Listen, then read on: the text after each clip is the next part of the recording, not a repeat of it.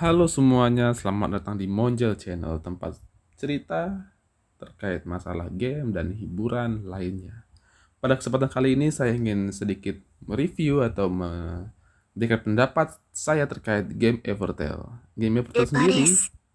ほ adalah ら、game yang 起きなさ berbasis い。turn-based まった RPG. くびくともしないわ Pasti ね。tahu lah apa itu game turn-based 無知 RPG, でも yaitu あれ game ば yang よ kita かったのだ menggunakan けれど。 4 sampai ああ、眠る 4 の sampai は lebih 聖者の karakter 特権です yang ものね。 menyerangnya satu persatu. Jadi 今 kayak は ya 子守歌を。 giliran lah kita nyerangnya gitu. Nah, gua tertarik sama game ini pertama karena dia punya visual yang bagus sebenarnya di awal. Kayaknya menarik nih, visualnya bagus nih. Apalagi saya sedang mencoba mencari game-game berbau uh, turn based juga gitulah. Tertarik lah sama lihat iklannya, oh, kayaknya menarik ini kan. Saya coba, ternyata ini game dia nggak gratis di Play Store. Di Play Store sendiri dia harus bayar 3.000. Nggak terlalu mahal lah untuk orang yang sudah punya handphone ya. Untuk 3.000 tuh nggak terlalu mahal. Hmm. Jadi mari kita review sedikit ini ya. ルパレス。ほら、 Seperti kita tahu 起き game なさい。 turn-based RPG itu biasanya dia menjual まっ cerita. たくびくともしな Karena いわね。 mereka cerita. Karena 無 kan 知でもあ ya ればよかったのだけれど。 turn-based RPG itu biasanya dia ああ、 lebih ke 眠 adventure るの gitu は lah. 聖者の特権ですも Petualangan の dan ね。 sebagainya. Nah, untuk game ini sendiri dia 今、 ada dua jenis cerita, yaitu offline dan online. Dimana game offline-nya ini mirip seperti mana bilangnya game-game Pokemon gitu nah. Pokemon atau apa gitu yang dia kita bisa menggerakkan karakter secara bebas gitu nah. Ada yang kayak bus-bus gini juga yang gitu kalau yang gerak kalau kita datengin berarti oh ada monster nih, monster tipe epic atau apa gitu.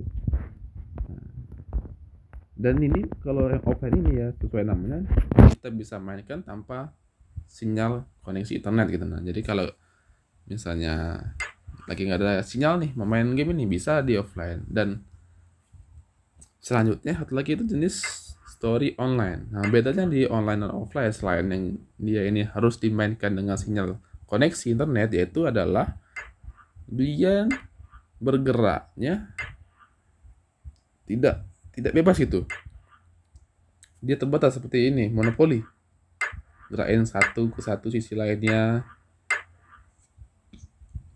Kalau mau perang kita harus klik dulu ini baru ada cutscene-nya nanti tentang ceritanya. Di offline juga ada sih, sebelum perang tuh ada cutscene-nya dulu tentang cerita, atau saat kita masuk ke suatu daerah tertentu ada cutscene-nya dulu. Nah, tapi di bedanya itu di offline kita bisa gerak bebas, sedangkan di online enggak. Nggak tahu juga kenapa. Padahal menarik gitu kalau dia di online-nya kita bisa gerak bebas juga gitu. Dan juga untuk ini, salah satu yang gue lihat menarik di game ini yaitu ya cara upgrading nih ya, cara mempower up dari karakter dan senjata. Di banyak game turn-based RPG kita bisa melihat untuk upgradingnya dia tuh nggak hanya mementingkan karakter yang harus diupgrade, yaitu selain itu harus perlu juga senjata. Dan senjata itu banyak, nggak cuma senjata doang, ada baju, celana, sarung tangan, sepatu, sayap lah atau apalah banyak. Tapi di sini dia cuman karakter, ya boost, kalau kening ini kalau kita punya kalau saat kita gacha kita dapat ya sistem hero di sini kita dapatkannya selain secara offline itu nggak terlalu bagus sebenarnya hero yang biasa-biasa doang, bintang 3 bintang 4 gitu. Tapi lumayan untuk di awal-awal. Dan di online kita nggak bisa mendapatkan karakter, cuman di offline doang bisa dapat karakter, sisanya kita harus gacha. Kalau dapat karakter. Nah untuk di upgradingnya dia perlu ngupgrade karakter tadi seperti saya bilang. Dan senjata pun hanya senjata doang, nggak ada baju, nggak ada apa, dan kita bisa makainya sepuasnya. Mau senjata ini pakai senjata karakter ini, senjata ini pakai ini, bebas. Selain itu kita juga perlu ada yang namanya ini nih, selain karakter, senjata, dan aksesoris. Nah tapi bagus di sini aksesoris dia tidak perlu di-upgrade, dia sudah fix kayak gini aksesoriesnya, cuman cara dapatinnya dia lumayan, nggak lumayan juga sih, lumayan gampang juga, perlu waktu aja. Kalau yang bintang-bintang 5 kayak gini warna kuning gini, dia biasanya dapatnya dari event. Sedangkan untuk warna putih, putih itu di sini kayaknya ada putih nih, putih gini, putih bintang 4, 3, 1 itu dapatnya dari story, mulai dari story offline atau online. Ini misalnya kita dikasih aksesoris, nggak perlu di-upgrade, nggak perlu di-upgrade pun nggak masalah, karena kita hanya perlu karakter dan senjata. Hanya dua itu yang perlu dipentingin soal upgrade. Jadi kita tidak perlu ya banyak-banyak mikirin lah, nggak perlu banyak, dikit doang. Dan juga selain itu, untuk hero-nya, untuk karakternya seperti biasa turn based RPG ya gacha. Untuk gacanya sendiri kita bisa ada dua tipe. Biasanya ada dua tipe gacha, dia tiga. Yang pertama ini gacha banner khusus. Banner khusus ini biasanya dia untuk khusus sultan, khusus yang mau ngeluarin duit buat gamenya, karena dia ada logo paid. Soulstone ini adalah bahan yang diperlukan untuk gacha paid.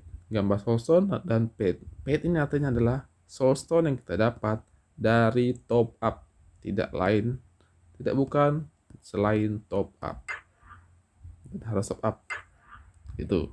Tapi ini banner tuh khusus doang kok. Gambarnya.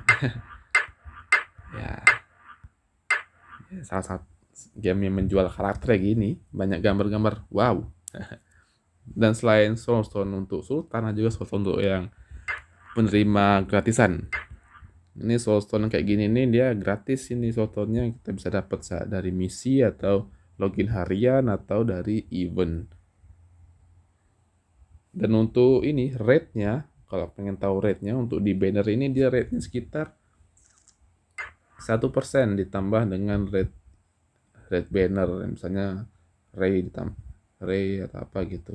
1% untuk karakter dan 4% untuk senjata. Lumayan kecil tapi ya masih bisa didapat lah. Jadi satu lagi nih, banner senjata sama karakter digabung. Jadi misalnya kalau kita ngeliat ini sini ada apa namanya, ciri-ciri yang dapat ini nih SSR, jangan senang dulu, bisa aja dapat senjata. Dan selain itu juga ada juga ini gacha biasanya untuk musuh-musuh biasa aja nih, musuh bintang 3, bintang 2, bintang 3, senjata bintang 3. Dan dapatnya tuh dari ini friends point. Friends point pun dapatnya gampang sih, sehari bisa dapat 5.000 atau berapa gitu. Dan untuk fitur-fitur dalamnya sendiri, dia ada Tower of Trials. Selain dari story ya, ada Tower of Trials. Dia ini ya untuk ya ini idolnya. Idol kita mendapatkan duit, XP dan bahan upgrade lainnya gitu. Selain itu juga ada di menu Battalion Warfare. Kita ada Tower of Trial tadi, terus ada Alliance Quest ini untuk kita saat kita masuk aliansi, kita ada quest yang untuk naikin level aliansi, dan ada Raid, Alliance War, dan Arena. Arena kita tahu lah, perang antar pemain di server. Raid kita menyerang bos untuk mendapatkan hadiah. Sehari dia 2 kali. Untuk di WIB dia sebelum jam 11 kurang 15 kayaknya, dan jam 6 sore kurang 15 juga. Dia 2 kali sehari. Selain itu ada juga Alliance War. Ini biasanya jadi pusat drama. Pusat antara aliansi satu menyerang aliansi satu dan aliansi lain, jangan aliansi lain gitulah pokoknya. Pusat drama ada di sini. Dan ini sangat menyenangkan kalau lagi dramanya hidup. Kalau dramanya nggak hidup, bosen. Dan satu lagi nih yang masih terkunci ini ya War of the Realms. Ini dari info yang saya dapat itu kayak arena biasa, cuman lawannya dari server lain gitu. Nggak tahu nih sistem 1 lawan 1 atau tim, kurang tahu. Jadi belum kebuka soalnya, baru main soalnya bro, belum sebulan gue main. Nah, selain itu dia juga ada pakai sistem VIP ya. Untuk VIP-nya sendiri level 1-nya dia cuman perlu 16.000 kira-kira. 16.000 untuk naik VIP 1, dan VIP 2 tuh butuh sekitar 200.000 nih. Ya di sini 200.000. Nanti VIP 2. Dan dari yang saya lihat sih kita cuma perlu sampai VIP 2 aja. Soalnya VIP ini dia bonusnya tuh ini sih. Dapetin resortnya itu lebih banyak, dan kesempatan buat rate atau apa gitu lebih banyak gitu lah. Dan juga di VIP 2 ini kita bisa ini nih, Hero Pass. Kita bisa nuker ke 800 Soulstone, earn back-nya 8.000 Soulstone. That's good, really good. Untuk event ya, dia eventnya bisa di sini nih ada. Kalau sekarang sih baru ada 2 event dia. Kalau Floret ini dia ini permanen. Kalau sekarang baru 2, Draw sama Dance Fallen Store. Ini event itu juga untuk mendapatkan ini Soulstone dan bahan-bahan upgrade. Dan juga bisa mendapatkan ini nih. Nah, dapat senjata SSR, atau kadang malah dapat ini. Saya udah dapat ini. Karakter SR dan aksesoris. Nah, sini gue bilang tadi, kalau aksesoris kuning itu cuma dapat dari event doang. Enggak ada yang lain, cuma event. Nah, dia harus kejar ini event nih, kalau ada event muncul harus kejar. Dan mungkin itu aja sih dari review pribadi saya terkait game Evertale ini. Game ini turn based yang menarik menurut saya, soalnya dia nggak terlalu banyak hal yang harus dilakukan tiap hari. Beda sama game-game lain yang banyak sekali, kayak harus ini, harus ini, harus ini, harus ini. Waduh, bosen bro. Tapi kalau ini cuma dikit, dan update karakternya cuma dikit, jadi menarik. Simple tapi nggak bosenin, gitu aja intinya. Jadi ya, jika kalian berminat untuk download game ini dan mencoba game ini, silakan datengin Play Store atau App Store kalian. Cukup bayar 3.000 doang kok. Bayar 3.000 doang udah bisa memainkan game ini. Oke? Selamat mencoba. Dan jangan lupa like, comment, and subscribe video ini. Sampai jumpa.